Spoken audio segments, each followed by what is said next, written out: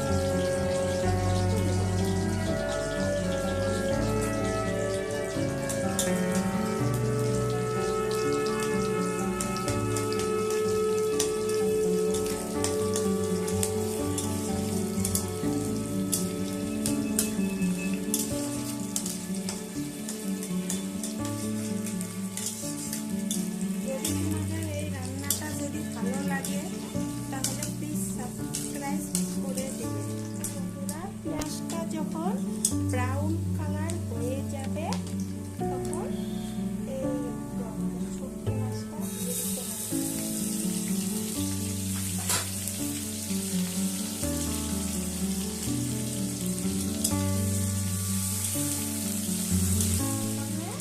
এখন মাছ মতো একটু লবণ,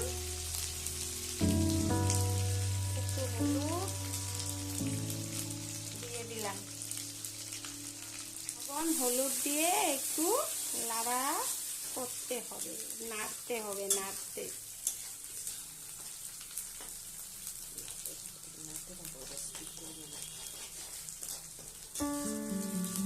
দেখেছো?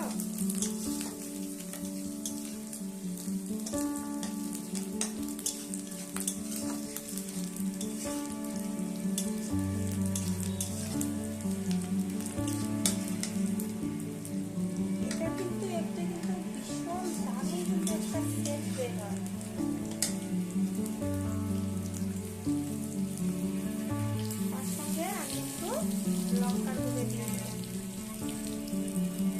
কালার আসার জন্য।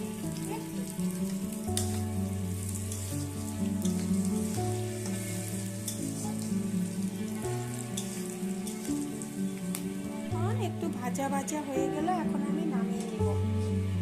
নামিয়ে নিলাম, এটাকে একটু ঠান্ডা করব। ঠান্ডা করে আমি মিক্সিতে গুঁড়া করব।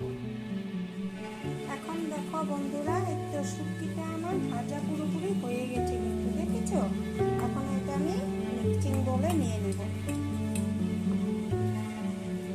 ঠান্ডা হয়েছে, তারপরে নিয়েছি, মিক্সিং বলে নিয়ে নিব।